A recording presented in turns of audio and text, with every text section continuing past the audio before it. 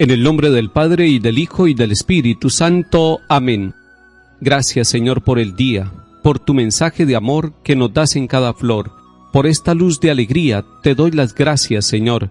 Gracias, Señor, por la espina que encontraré en el sendero, donde marcho pregonero de tu esperanza divina. Gracias por ser compañero. Gracias, Señor, porque dejas que abrace tu amor mi ser, porque haces aparecer tus flores a mis abejas tan sedientas de beber. Gracias por este camino donde caigo y me levanto, donde te entrego mi canto mientras marcho peregrino, Señor, a tu monte santo. Gracias, Señor, por la luz que ilumina mi existir, por este dulce dormir que me devuelve a tu cruz. Gracias, Señor, por vivir. Amén.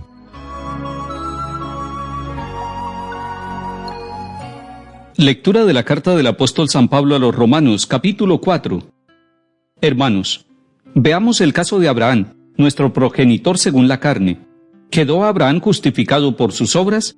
Si es así, tiene de qué estar orgulloso, pero de hecho, delante de Dios, no tiene de qué. A ver, ¿qué dice la Escritura?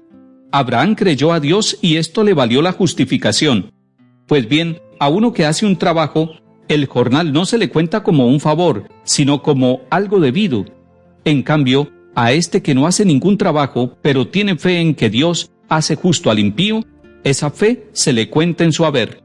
También David llama dichoso al hombre a quien Dios otorga la justificación prescindiendo de sus obras. Dichoso el hombre que está absuelto de su culpa, a quien le han sepultado su pecado. Dichoso el hombre a quien el Señor no le cuenta el pecado. Palabra de Dios, te alabamos, Señor.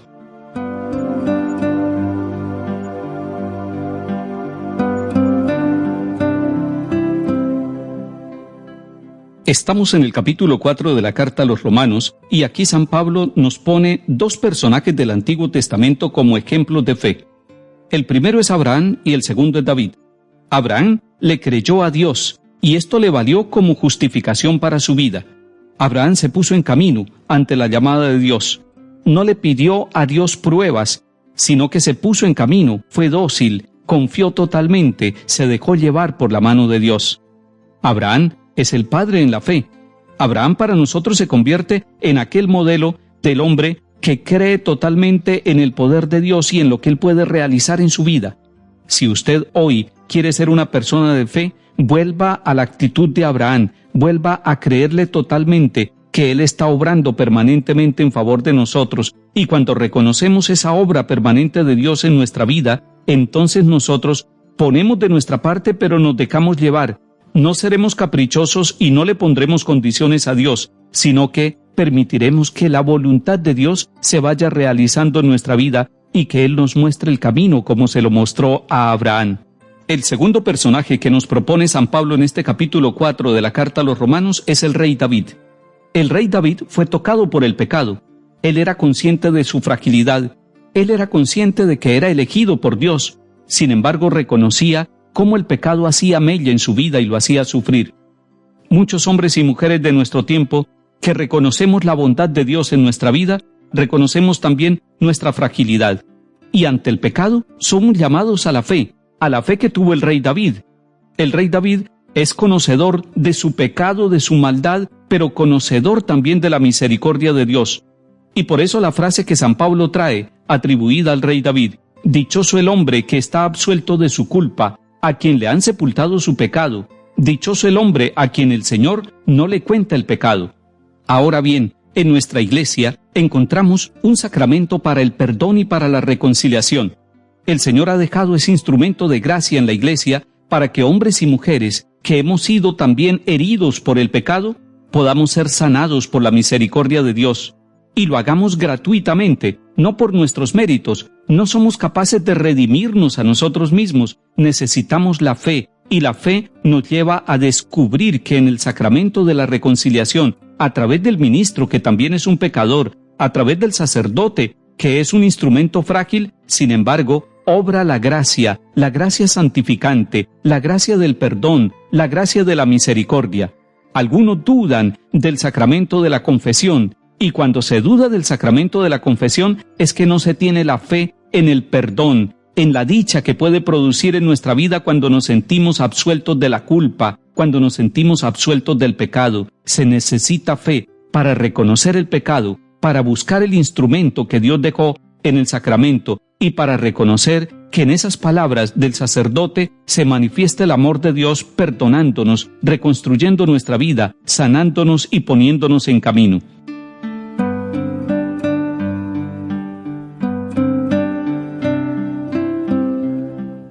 Salmo 31. Dichoso el que está absuelto de su culpa, a quien le han sepultado su pecado. Dichoso el hombre a quien el Señor no le apunta el delito. Había pecado, lo reconocí. No te encubrí mi delito. Propuse, confesaré al Señor mi culpa, y tú perdonaste mi culpa y mi pecado. Alégrense justos y gocen con el Señor. Aclámenlo los de corazón sincero.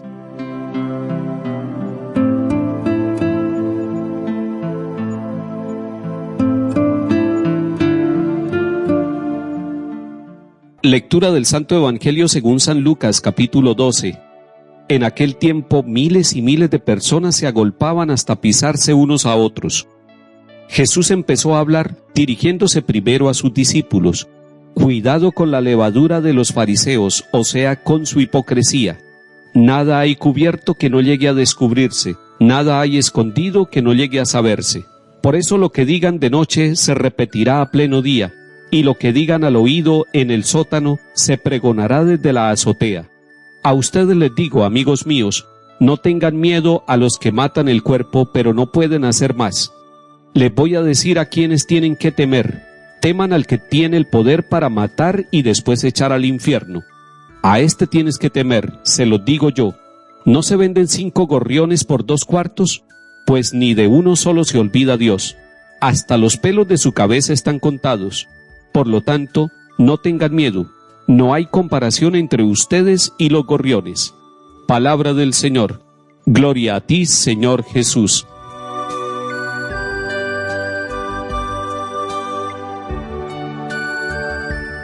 Comenzamos hoy la lectura del capítulo 12 de San Lucas y nos encontramos con una escena llena de miles y miles de personas que se agolpan hasta pisarse, dice el evangelista.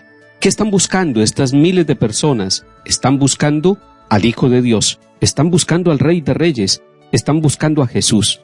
Usted y yo también, comenzando este día, queremos unirnos a esa multitud de hombres y mujeres en todos los continentes y en todos los tiempos, buscadores de Jesús.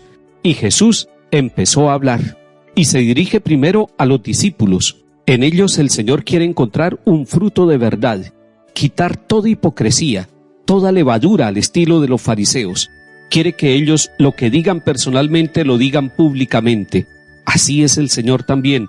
Él todo lo que dice, lo dice en privado y lo dice públicamente porque no tiene dos verdades. No tiene una verdad escondida y una verdad pública.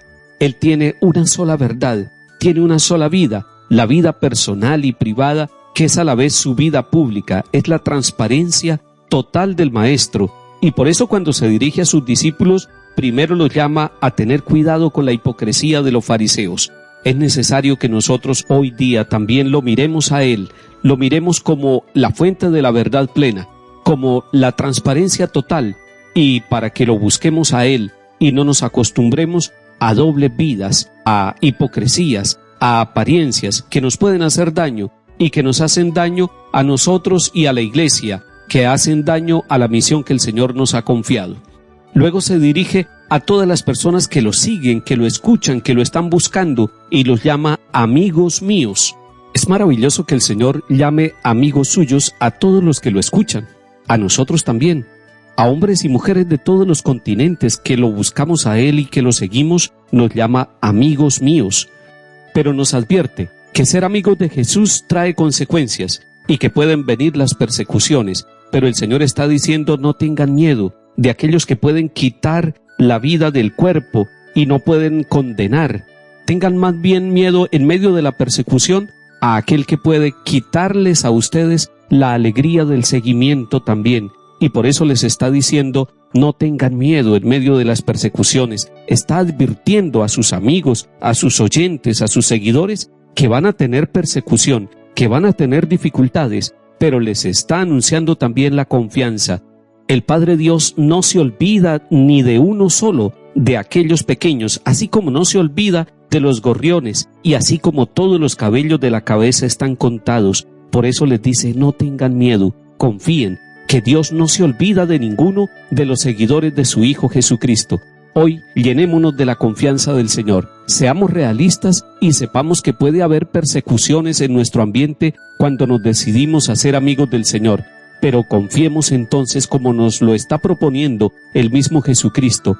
El Padre Dios no nos olvida, y si no nos olvida el Padre Dios, tenemos nosotros certificada y preanunciada la misericordia que Él nos ofrece a todos. Que el Señor nos bendiga y acompañe. En el nombre del Padre, y del Hijo, y del Espíritu Santo. Amén.